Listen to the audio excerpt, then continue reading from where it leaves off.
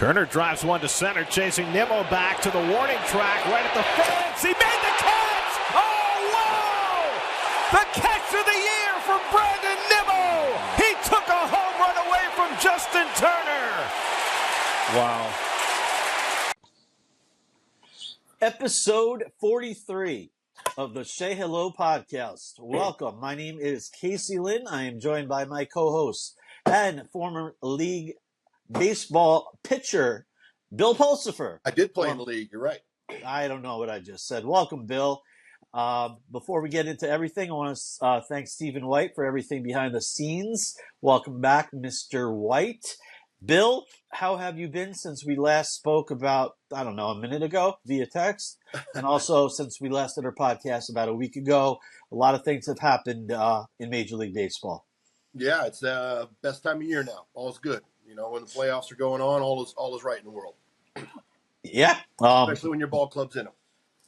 Mets made the playoffs. We're going to talk about that. We're going to tragically talk about the passing of the all-time hit king in Pete Rose. We're going to do a little recap of the Mets regular season now that is complete. Unbelievable how it's over of 162 games, but playoffs are here for the Mets. We'll get into that. We'll talk about just, maybe some grading of the players, of the bigger names on the Mets, with not going into every stat. And before we get into all of that, if you're watching us, please hit that subscribe button on YouTube. Just search at Say Hello Media, and we are everywhere audio-wise, Spotify, Apple, Google Chrome, Firefox, it does not matter. Hit that follow button, give us a rating, a like, a comment, whatever it might be. Bill, you know the drill. It's episode 43. The last two episodes, they were interesting with number 41 on the Mets. We all know Mr. Seaver. 42, iconic. 43 was a little bit of a doozy. I don't know if you did any research into it, but I got a little list. Back to just the regular old number, huh? Just the boring old numbers. Yeah, but 4 and 3 is 7, and 7's a good number. 43, I'll go with teammates. Paul Bird, Toby Borland. That's why I had him on Beltran. there. Yeah, Regal Beltran. Yep. I always look for your era on the Mets and, the number that corresponds with it. So Paul Bird, 95 to 96. Toby Borland was right after. I remember that Toby Borland trade. I believe he came over from the Phillies. Yeah. Yeah. And I forget exactly. Tall, slender right-hander. Yeah. Really yeah. fit. Didn't have that great of a time with the Mets, expecting more. I remember not liking him for a little bit as a fan. I'm sure you didn't like me as well for a while, but that's all good. Hey, it's baseball. It's just a business. Build no hard feelings. No, I'm kidding. You were great in your own way. Thank you. Let's get through a couple names here. The first one and this is not the complete list. These are just notable names that had it for longer than a couple years and notable names. Jim McAndrew. He won a World Series on the 69 Mets. He wore it from 1968 to 73. So that's 2 World Series for Mr. McAndrew. Mets lost in the 73 World Series. Yogi Berra was a manager to now the no longer Oakland Athletics that we talked about the last episode. Terry Leach, 81 to 82. Lefty, I believe, side armor. And I could be wrong. That was right before my era. Yeah. Know the name, can't think of it though. Lefty righty. You already touched on Paul Bird and Borland. Todd Pratt, 1997. Yeah. And then he switched to 7, right? Yeah, and then he switched when he became pretty much the backup catcher to Piazza. I'm sure that's probably why he chose 43, because it was 7. Exactly. That'd be a good question to ask him. I don't even think you need to ask him. Okay, then it's solidified. Why else would you choose 43? Maybe he was just. It's either given to you or choose it. And I would say if 7's his number, he chose 43 until 7 opened up. I'll just go with it was give it to him because he was, a rookie or a backup catcher. Just get me on the roster. Actually, you know better than me. Coming back to the big leagues, he worked at Domino's for a while and got back into baseball and made it back to the big leagues. His story's pretty interesting. Yeah. Oh my God, I forgot about that. I'll see Tank in 5 weeks down at camp. Okay. I forgot about that Domino's story. And then he had arguably, we could talk about this if you want, the best backup catcher in Mets history, it was a debate somewhere on Mets Twitter. Todd Pratt obviously came to my mind first, only because probably the success of Mike Piazza. But I remember asking you, who did you like throwing to the best or the most? And you said Charlie O'Brien as No, a no. receiver. Then correct me if I'm wrong. Mine was Alberto Castillo. But okay, you're right.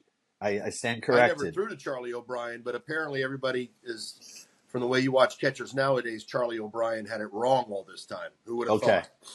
A lot of players. Love throwing to Charlie. I would have loved to have got the opportunity to throw to Charlie. You're right. But Alberto, you're right. So I apologize. Alberto Tank was a good catcher too. Nice big target, very calm back there. Yeah. I enjoyed throwing to Tank as well. And Tank, by the way, is the nickname of Todd Pratt. So, and he is a tank. That's a big man. Yeah, he probably had a lot of dominoes when he was working there for free. But yeah, big man, huge hands, big powerful Todd, man. I was at the game when he won the NLDS against the Arizona Diamondbacks, the walk-off. Big home run. Do you remember who it was hit off of? Matt Manti, Arizona Diamondbacks. There we go. But you remember who almost caught it, and my heart fell to the ground. Steve Finley. Steve Finley in center field. Very good outfielder. Yep. Let's finish out this list. Angel, right? Yeah, he was a very underrated player. Yes, very good player. All right, so biggest name on this list by far, R.A. Dickey. Yes, Cy Young Award winner. Won a Cy Young, the oldest person ever to win a Cy Young, and a knuckleballer. So he wore it 2010 to 2012, quite a couple of years for him. Fantastic. Not bad. Addison Reed, 2015 to 16. Mets do not make it to the World Series without Addison Reed. Do not make it to the wild card game in 2016 without Addison Reed. That was a waiver wire pickup by Sandy Alderson really late in August. And my goodness, he was one of the best relievers the Mets ever had. Yeah, he was fantastic for that stretch. What do the kids call it now? Filthy, nasty, all those adjectives. Sick, gross. Yeah, it's weird how we call the best gross and filthy, but we definitely used filthy back in the day. Okay. Last one on the list, present, wearing number 43 on the postseason roster as we speak, Hazakar Brazoban. Brazoban, wearing number 43. That's your list. This is episode 43. Those are the most notable names that wore number 43 in Mets lore. So, Bill, the Mets made the playoffs. They punched their ticket on Monday in Arizona, in Atlanta, in that crazy doubleheader in which they had to fly from Milwaukee after they were in Atlanta and the Hurricane to make the 2 games up on that Monday when the regular season was over. Everybody knows the scenario by now. Mets just had to win one. I keep saying Arizona. Atlanta just had to win one, and if anybody swept, Arizona would have made it in. We all know what happened. I'm just going to ask you first. Was that not one of the game one? Was that not one of the craziest, wildest, most entertaining, nerve-wracking, I want to throw up, mini heart attacks, where am I blacked out, talking about me, games you've ever seen in the regular season? It was fantastic. It had a little bit of everything in that ball game, and it's everything that makes the game of baseball the great thing that it is. And what a tremendous ball game! What a unique situation! The whole doubleheader, and then both teams clinching, and then both teams celebrating in the same stadium. What a very unique situation! But that ball game was just amazing, and thank goodness the Mets were able to come out on top. Yeah, they were down 3-0 to Spencer Schwellenbach. The Mets could not hit that guy all year, and they couldn't hit him on Monday. Tyrone Taylor had an 11-pitch at bat, the first batter of the 8th inning, and he doubled. And then Snicker came out of the dugout, took out Schwellenbach, and I go, here we go, because that's what the Mets needed. I know they had only 6 Did they not score a run off of him all year? 3 starts? I believe 1, and it was a Mark Vientos home run. Yeah. And it was over 25 innings or so. They could not hit him. No. And Tyrone Taylor, 11 pitches. It's a long at bat, Bill. Double. out of the game. And they had, I believe it was like 6 consecutive hits off the top tier bullpen A guys of the Braves. Jimenez, their closer Iglesias, they went down came back from 3-0 to make it 6-3. And then, and that was crazy enough. I'm like, oh my God, I already accepted that the Mets lost, Right. And now they're up 6-3, and we all know what happens next. Edwin Diaz. We bring in the closer to get 6 outs, and we've all agreed that Edwin Diaz is a 3-out pitcher. Although he did get a couple 5 and 6 out outings 2 weekends ago. Well, my issue was, and he gave it right back on a bases clearing double that scored 3 runs. They ended up scoring 4 runs in total right after the Mets put up a 6 spot in the bottom of the 8th to make it 7-6. And now the Mets only have 3 outs to work with, right? But my point was, and I first guessed this, even with Phil Maton before, on Sunday when the Mets played Milwaukee to get that win, and they were up 5-0, I told you via text, why are we using Edwin Diaz in a 5-0 game? Have him lightly toss, and if you need him, you bring him in. And I think Mendoza had seen enough of this, have him lightly toss, and he's in a game and blows the game shit. I think it was, we have to win today with no nonsense to get to tomorrow. I know we've talked about this through text, but I just feel like if he would have put those other guys out there, next thing you know, it's 5-4, and then you bring Diaz in, and he does his normal point up in the air as there's a fly ball as it goes over the fence, and they lose that game. You would have been shitting and bitching about the fact that they didn't use Diaz, they didn't use Maton. I think they had to win. They had to win. Yeah, and I get it. So I would have. Hindsight, I didn't want to see Young again throwing sliders to the backside. I would have started Stanek in a 5-0 game. I can agree. And if he gets a couple runners on and you see he doesn't have it, fine. But he threw Mendoza has seen enough of that. We've all seen enough of him come in with runners on base. It's just go ahead and put them on. Just put them in. Just go ahead and put them up on the scoreboard. Well, it affected him on that Monday. He gives up 4 runs. It's now 7-6, top 9. And what happens? I blacked out. What happened, Bill? I think Lindor hit a home run, right? Lindor hit one of the, if not the biggest home run in Mets regular season history. And I didn't think it got out because of, Gary Cohen's call, because he's usually way on top of it, but he tamed it back a little. But also Lindor's reaction. To me, it looked like he didn't think he got it, but he knew it the whole time. He's just cool, calm, and collected. Yeah, he was playing it cool. And that's after Brandon Nimmo hit that 3-run bomb in the 8th inning, and he wasn't cool, calm, and collected. Very anti-Brandon Nimmo. I called him Dark Brandon on that one. He's been animated. Like the night that I went to the last home game, he was animated when he hit that home run as well. Yeah, he's coming out of the shell a little bit, if you will. He looked back at the dugout. He pimped it, and he also, when he rounded second, stuck his tongue out at Michael Harris in center field because Harris, who robbed Nimmo earlier, stuck his tongue out when he caught the ball. That's not the Brandon Nimmo we know. I love it though. He's not from Wyoming anymore. He's from New York now. Yeah, that's true. And the last thing on that 3-run homer that made it 6-3 Mets is that Brandon, and you know how they track everything now? They track home run trots. Brandon Nimmo, his average home run trot from home to home on a home run, 22 seconds, right? Which is fast because Brandon, he speeds through everything. He runs around usually. That home run, slowest trot in his major league career, 26 seconds. And he said, fuck you, my time, chop this, because he hit it to the chop house. So, yeah, 9th inning came. Lindor made it an 8-7 game. Now, let me ask you a question with this game because it's worth talking about. Diaz, I didn't think was going to come out for the bottom of the 9th. They now have a second life. They're 3 outs away from getting to the postseason. And he sucked in the top of the 8th, or bottom of the 8th, I should say. Right. And I thought they were going to bring in Stanek. Nope. They brought in Diaz, and he didn't start off well. I forget exactly I don't have the game log in front of me, but you remember this, Bill. Mendoza did this all year.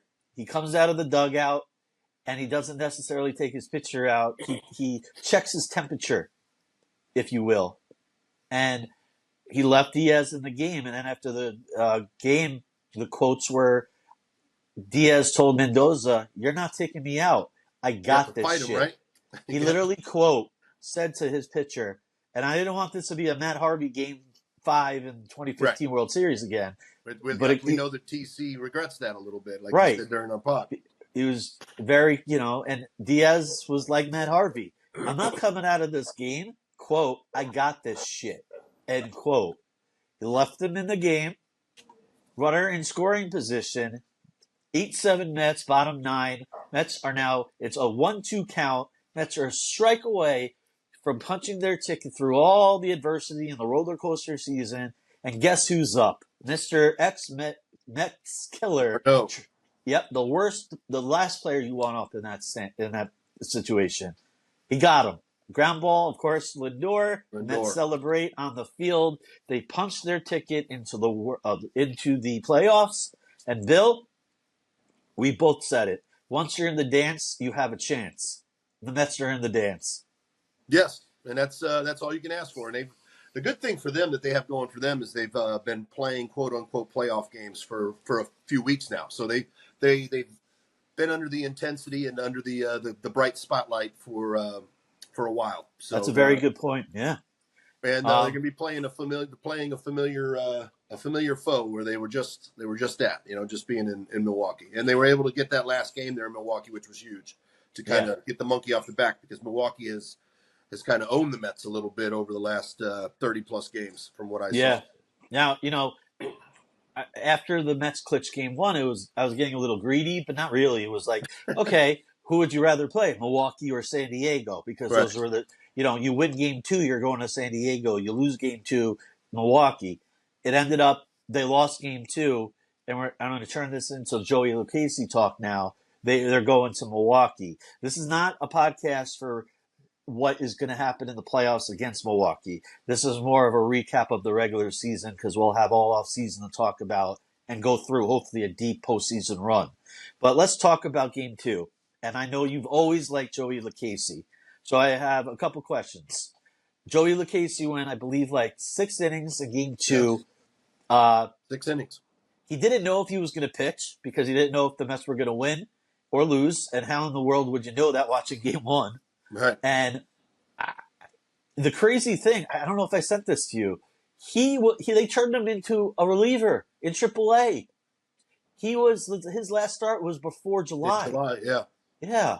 And he pitched I know, and I can't believe I didn't send it to you. And he threw 111 pitches. Right. More than they're letting the starting guys that have been there all year. Well, we know why. Yeah, exactly. But we know why I saved that bullpen. But yes, absolutely. You've always liked Joey Lucchesi. I've always liked Joey Lucchesi. That was only his second start of the year. Hats off to him. He saved the bullpen, and he went against a team that the Braves now in game 2 had everything to play for. They lose, they're going home. So I want to get your thoughts. You're a lefty. Joey's a lefty. I don't understand why they don't call this guy up during the year. You're telling me that Joey Lucchesi can't be in the Mets bullpen and get a couple outs? He was a reliever. I think that lefty in the bullpen is kind of one of the weaknesses of this ball club throughout the whole season. So kind of interesting that he didn't get a chance. I mean, maybe there's something between him and the front office. I don't know. But what a ballsy performance in a very unique situation with the kind of the deep breath had been exhaled by the Mets prior to that second game. So he was the only one that was really, not that you go out there to lose or not play your absolute best, but the monkey was kind of off the back knowing that the ball club was in, and you being the new guy on the block being there. Man, what a tough situation and unique situation that was for him. And for him to show up and go out there, and he really didn't even have his best pitch, his curve going. He was doing it mostly with the fastball. And you got to tip your cap to him. He picked the team up too, like we said, letting Sevy get some rest and letting the bullpen get a little bit of much needed rest. And unfortunately, they didn't pull the game off. But why would they have? It's the way that everything was going. That's the Braves were going to get in, and it was going to be a very unique day in baseball history. And what a crazy day. hats off to Joey Lucchese, like you said, and you bring up a good point. You had two teams celebrating at the same time in one city. No way that's ever happened before. No It way. can't. No way. After the game on Monday, you saw the Mets players out on the field with the Braves players because you got a lot of close friends. Yeah, and brothers. Literally brothers, Acuna, right? Right. And then you have Lindor, who's best friends with Gio Urshela and also Ozzy Albies. So, they're all happy. And then Atlanta's got to get to San Diego. Mets got to get to Milwaukee. But the Mets finally had, Bill, for the first time in 9 years, a real champagne celebration toast. So strange. Because they didn't have that in 2022. Because they couldn't. They clinched the berth, but they were still fighting for the division, so it was a light toast, if you remember. This one, they got it. They couldn't go hard because that plane is taken off, and they have a game to play on Tuesday. But I was really happy to see it because, Bill, you played in the majors for a while. 162 games from February to September. That's grinding. So and they didn't get to do it till game 161 and an extra day in the regular season. So well earned. Yeah. Obviously, hopefully, not too many beverages were drank that they are prepared for Tuesday. Definitely not. I saw Sebby drinking water. Pete was out of his mind as usual. Just being Pete, which I loved. Because, when Pete's just being he Pete. waited 6 years. He waited 6 years himself for that. So yeah. he got to enjoy it. I found it a little ridiculous that New Era is now making team-issued goggles. A little bit ridiculous. I think we talked about this through text. In my day, I never, clinched a playoff berth because I wasn't there in 2000. I had been traded, lucky enough to get the National League Championship ring. But we didn't wear goggles, man. I wanted you to spray it right in my eyes, and I wanted those eyes to be burning because you feel it. You earn the burn, man. You earn the burn. Exactly. So, things have changed, and now it's and I say this as a guy that was a fashion guy back in the day, but it's a fashion show.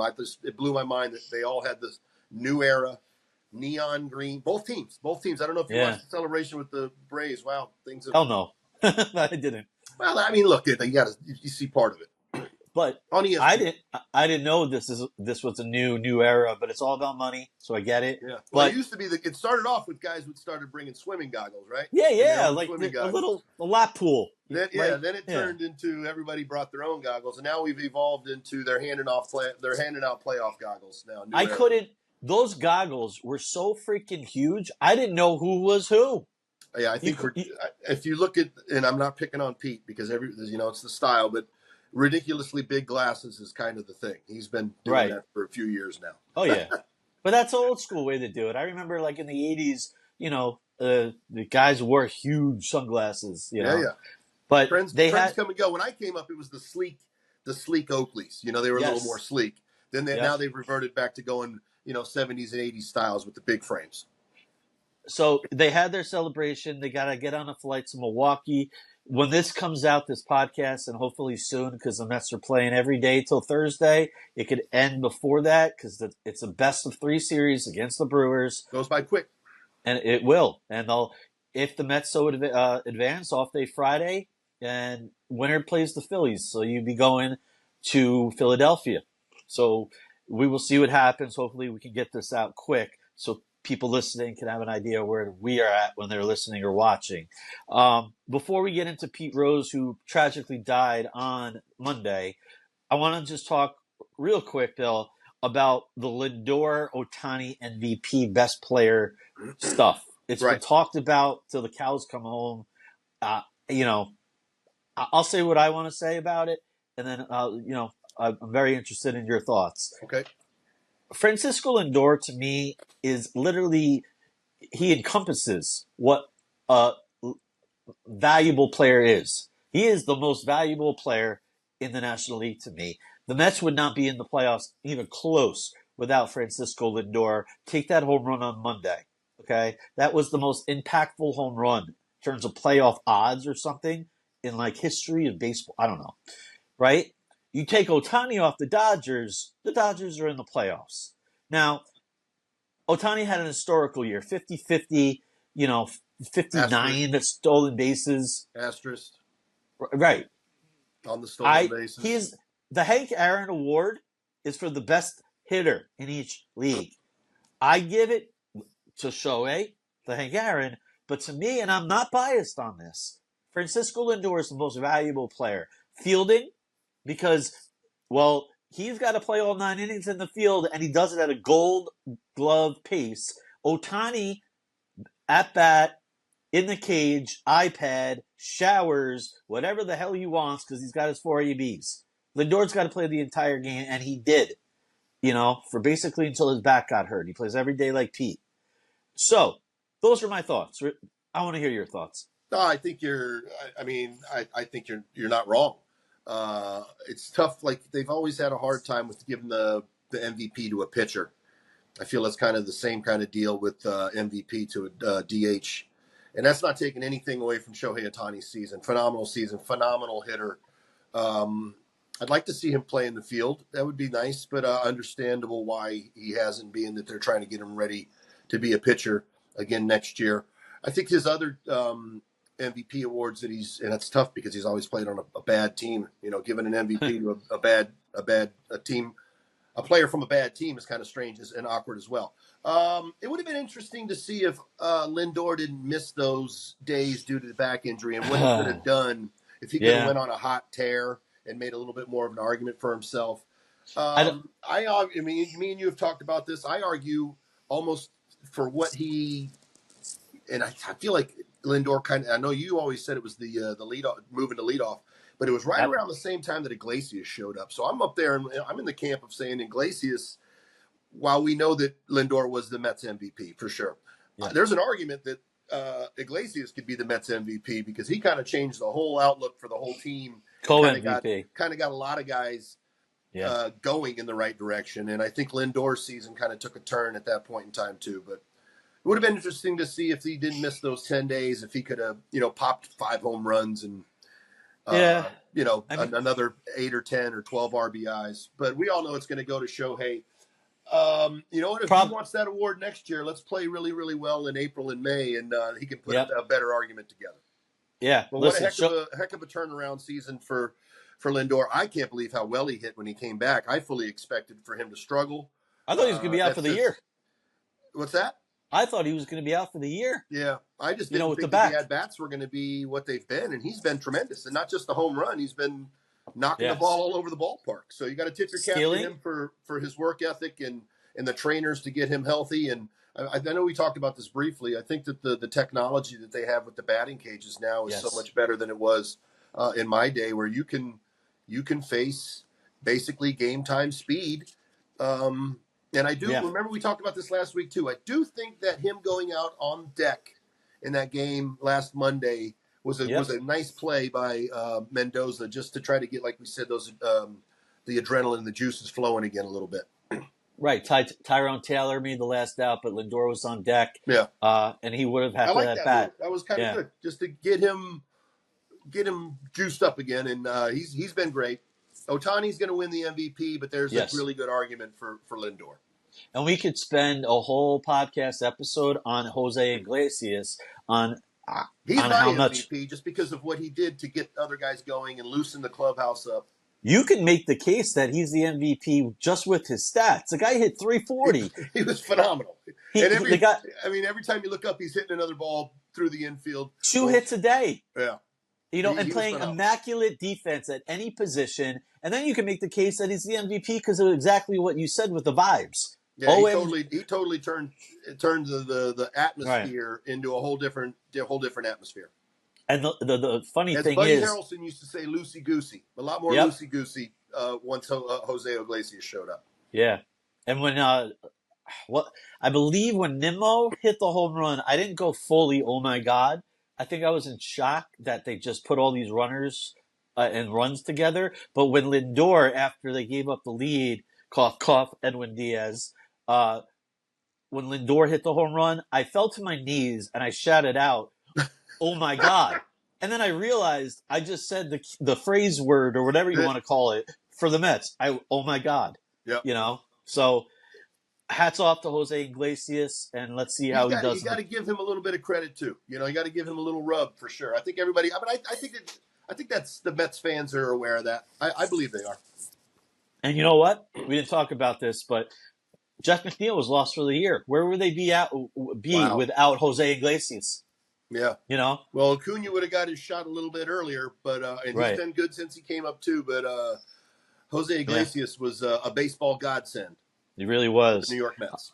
Before we get into the mailbag, this episode is not going to be an hour and 20 minutes like the last couple, but we got to talk about Pete Rose. Yeah. Pete, Charlie Hustle, as they called him, died at 83 on Monday. Most hits of any Major League Baseball player ever, 4,200 plus. Yes. We don't have to debate whether he's a Hall of Famer. We can do that another day. Right. I'm just here to respect his game 100%. and the way that he played. And I wish that he made the Hall of Fame while he was alive. But I always knew that they were never going to do that. And they probably, I don't know shit, but it was always my thought that after when he ever passed away, it would happen. And they probably told him that. I have no proof of it. I don't know. We're not going to get into that. But he played the game hard. Players loved him. And I don't know what player said it, but he played every single day as if it was a game 7. And I think as a former player and a competitive person like you would definitely respect that. So I want to get your thoughts on Charlie Hustle, the hit king of MLB. Well, he was the epitome of baseball. He was everything that a baseball player is. Obviously wasn't a power hitter, but it's not all about power.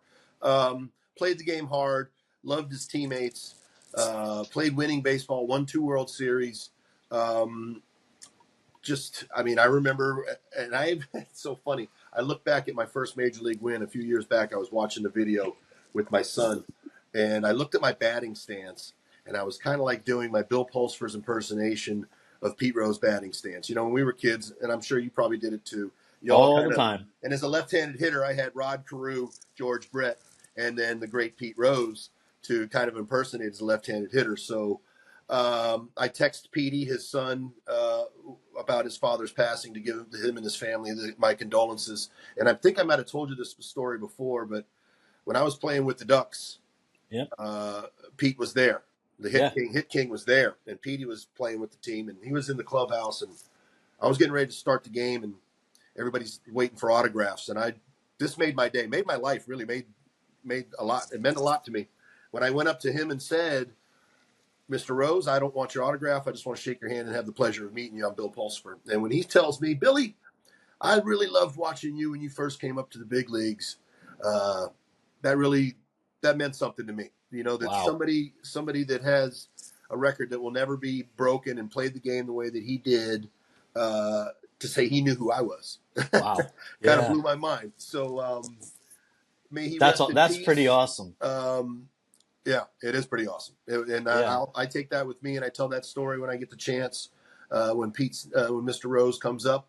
And I got a chance to see him one last time last month, or in August, at the card show in White Plains.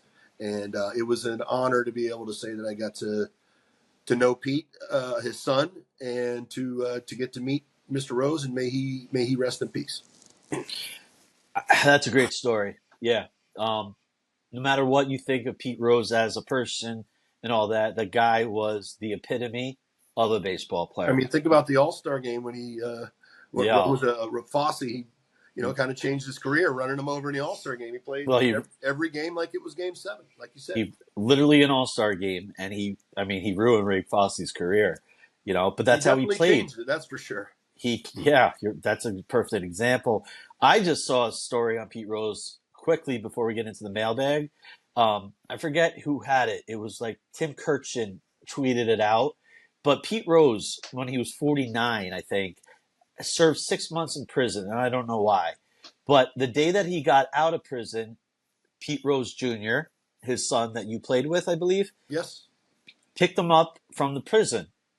And, "Hey, Dad, I'll send this to you. You'll like it." Did I send it to you? No, not yet. Okay. Well, here's the story. "Hey, Dad. Hey, son. 6 months in prison, right? Pete Rose goes to his son, where's the nearest batting Oh, cage? I figured that had to be it. It had to be. 6 months in prison. That's his first question. Pete Rose Jr. goes, actually, there's one right around the corner. Let's go. Goes to the batting cage, goes to the owner. What's the highest velocity of any of these machines? Owner goes 85 miles an hour as fast as we can go. Probably at 45 feet, so humming in there. Right. Pete Rose, fresh out of prison, walks right in there, takes one swing, nails it right back, comebacker to where it originated where from, it came from? Yeah. drops the bat like a pimp, and goes, some things just never change, and walked out.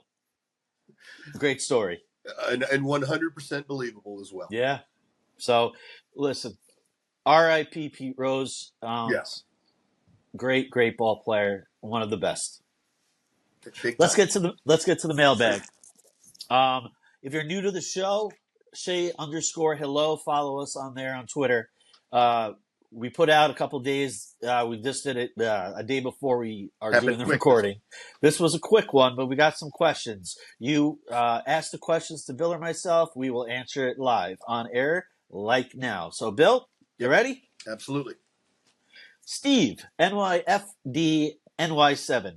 For both of you, this is a good question. What would be your best pitcher-batter matchup for the decades of the 80s, 90s, and 2000s? Let's not overthink this, okay? Because he wrote this in. Let's just start with the 80s. Like, what would be an enticing 80s pitcher versus an enticing... Well, obviously, Nolan Ryan would have to have probably been involved on the mound. Okay. 80s. Mike Schmidt? Yeah, I mean, Schmidt, because he could go deep. I would say George Brett, but the home run threat isn't quite what Schmidt would be. But I'm going to stick with the left-handed hitter and George Brett. Because George Brett, to me, was kind of the epitome of hitting in the 80s. Yeah. Oh, yeah. Okay. I'm going to go, 80s. Doc Gooden. Doc Gooden. Yeah. I mean, Doc Gooden. I'm surprised Doc Gooden. Darryl Strawberry. I was just going to, you read my mind. That's a pretty good one. Yeah. I was put on, you know what? I didn't see this question online. You got to think about it, yeah. See it, so I would be remiss if I didn't say Doc Gooden versus Darryl Strawberry as well. Yeah, but I still like Nolan Ryan v. George Brett. Let's go no 2000s because sorry, Steve, we got to move on, but we'll do 90s. All right, okay. Last one. I'll start with this one. 90s. Ken Griffey Jr.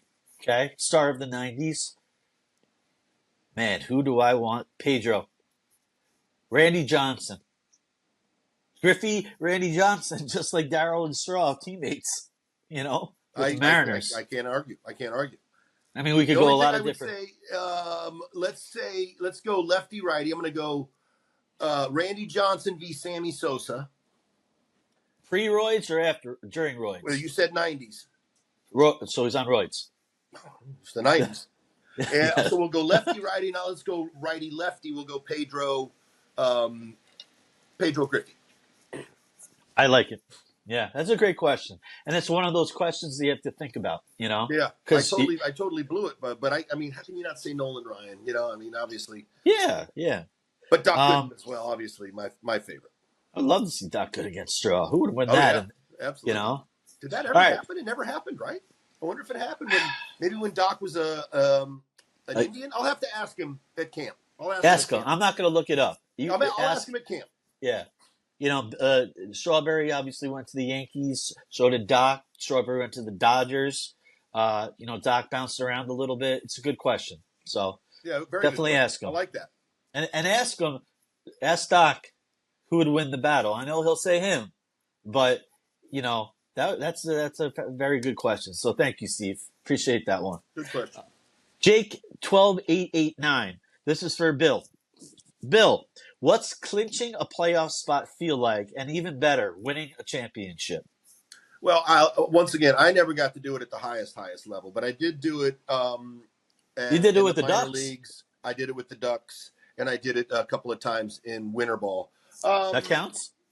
It counts for me because I say this: there's people that go their whole lives that play sports, and they never end up winning. I'll use Charles Barkley as a tremendous player, a Hall of Fame player. Never got a chance to win a championship. So he did win a gold medal though. So I guess that's kind of I didn't That's think the about that ultimate before I said it. championship. But yeah, it's just doing it with your guys that you're in there on a daily basis. You see them more than you see your families. It's such a release. The celebration is incredible.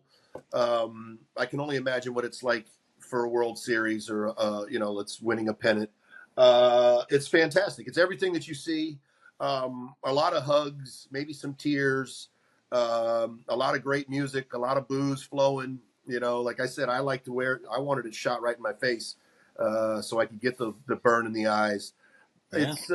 It's a culmination. You look back on those times, and I can remember the celebrations all the way back from '94 when I won one in Binghamton in AA, all the way to the 2004 with the Ducks, and I got and then the Winter Ball ones a little bit later, a few years after that. I can look back and remember those celebrations like I wish I could say like they were yesterday, but they're not like they were yesterday. But I can remember them.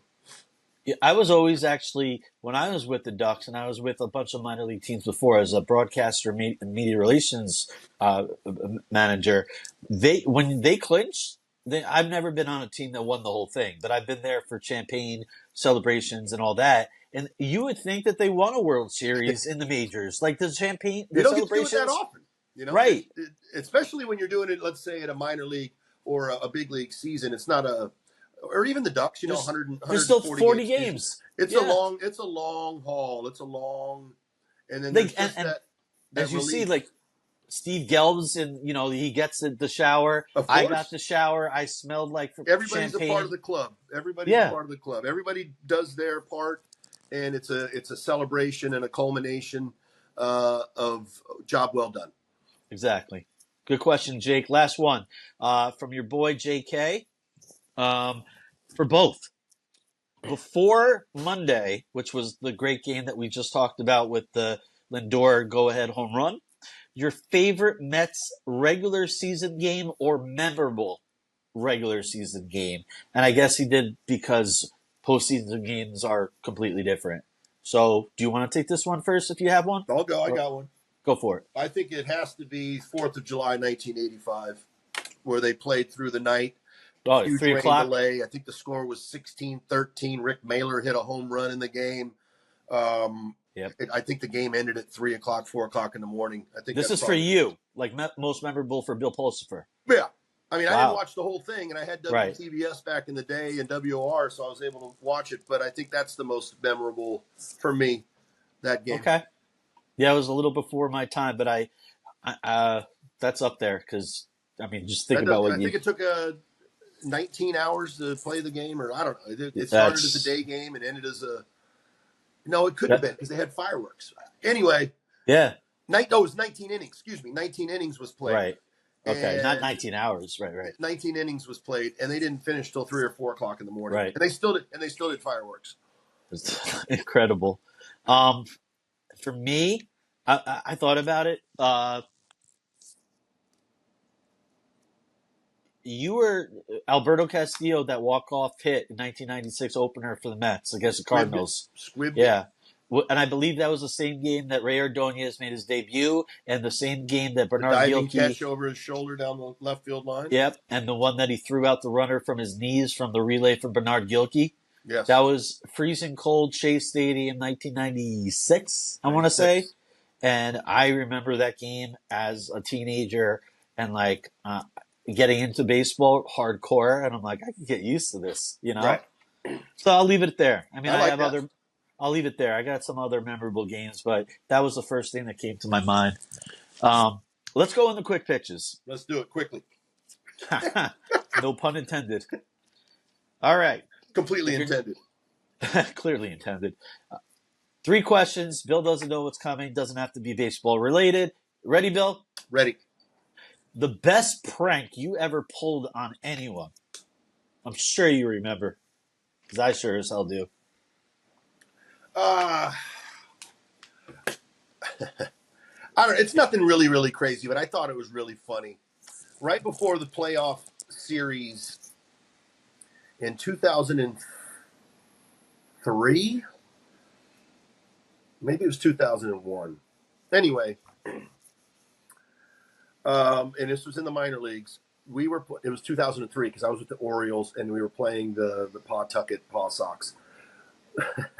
We were drunk one night and decided we were going to call Buddy Bailey, who was the manager of the Pawtucket Sox, and start repeatedly calling his hotel room. Oh, Late night. poor Buddy. Yeah, poor Buddy Bailey. I feel bad for it now, but Sure you just do. repeatedly calling him and busting his chops about how you're gonna lose. You're gonna lose. Well, how childish. Did he pick up? I was already in my 30s. Oh yeah, he answered a couple times before the Wow. phone was off the hook. Then. Yeah. Okay. I like that. Nothing crazy. No, I'm not going to go into any of the things that happened in the clubhouse, but no. This is a family show, so we'll keep it at that. I like that. You didn't, you were drunk. You're having fun with teammates. No one was harmed. It was the other team. No, I know. That's with where it teammates. gets Yes, we were with teammates. We decided we were going to call Buddy Bailey. That's where you got a little devilish there when it's the other team. Yeah. So I like that. Third question. Second question. Yeah. Sorry. Number 2. These questions sometimes get crazy. I'm looking at number 3. That's the crazy one. Number 2. If you could only eat 3 foods for the rest of your life, what would they be? Pizza, spaghetti and meatballs, steak. I can't. You can't go wrong with any of those. Yeah. Okay. We talked three favorites. Pizza's easy, and then spaghetti and meatballs is my favorite. And steak is right up there with spaghetti and meatballs. Okay, I like it. Ribeye steak, preferably. Okay. I remember way back when we started this podcast, we had a lot of food talk during the quick pitches, so that brought me back a little bit. And spaghetti meatballs were very good this weekend. Yeah, was it your wife's best dish that she makes? It's tough to say best, but she makes a very good one because she makes a mean chicken marsala and a mean chicken cutlet. Oh, I love chicken marsala. See, This is bringing me back to our first episodes where I'm getting hungry. I know. Me too. Unbelievable. Last question, and I know it's going to be a good one, so I didn't have a number 4 coming. Ready? Right. Yep. I don't know if I could even read this with a straight face. Oh, man. Bill, would you rather only be able to wear a spandex bodysuit for the rest of your life, no matter what the occasion, or a tuxedo? Oh, I would have to go with a tuxedo. Any occasion. You don't want to see me in a spandex bodysuit. No, I don't. Maybe Bill in his 20s, through the 20s, maybe spandex bodysuit. But I'm going to have to say you're going to want me in a baggy tuxedo nowadays. So you're on the beach and it's 110 degrees outside, or you're at spring training. You're wearing a tuxedo, buddy. That's it. That's what I got. That's my choice. It was one or the other, and I'm going tuxedo. I'll look sharp at least. I might be hot. Yeah. But you know what that reminds me of? Step Brothers, when they go for the job interview and they're both wearing the tuxes. Yeah. That just entered my mind. But I'm surprised Anytime I got through. Step Brothers can enter your mind, it's a good thing. Yeah. We you know this, when you're traveling on the bus in the minors, you pop in those movies to get through the 12 hours. Step Brothers was always the go-to. So, a good one.